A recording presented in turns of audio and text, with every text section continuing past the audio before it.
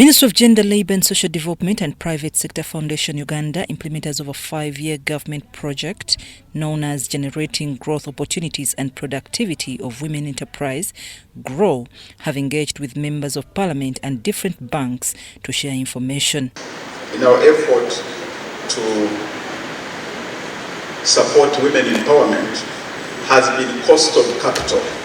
I want to say that we are grateful to the executive for reducing the interest rate with the growth from 18% now to 10%. Accordingly, this project was started to address aspects of limited access to commercial banks, poor entrepreneurship culture, household roles and responsibilities. It is meant to support women entrepreneurs grow their businesses. I was just dealing with stationery alone, but I added in other things like embroidery machine, the heat press.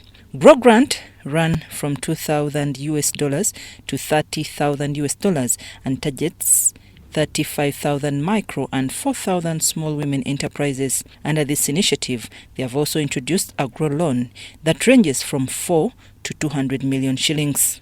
There are incentives under GROW loan for timely repayment, for 5% for borrowers across the country that are able to pay on time. Halfway through their loan period, they get a 5% reduction of the principal amount that they have borrowed. True that women are not accessing this money. The fact is that we've given loans to 1,500 women, but we have already pipelines of even over 5,000 women waiting to get loans. Our challenge is that demand is extremely very high. But Minister for Gender, Labour and Social Development, Betty Amongi, says going forward, GROW will be implemented as per the President's directive of distributing money based on the 19 sub-regions of the country. The private sector to communicate to the banks to give us desegregated data according to the 19 sub-regions. Based on that, we will then know if Kampala, Greater Kampala have more applicants, then we can say, okay, since we have more money for Greater Kampala, we can add a little bit more. Cabinet also resolved to have a flat interest rate of 10% for all lending banks under the GROW project. Some of the representatives of banks that issue these loans say they face a challenge of limited funds since the demand is high, plus women not being able to manage their books of accounts. The women entrepreneurs are facing challenges with meeting the statutory costs like mortgage fees.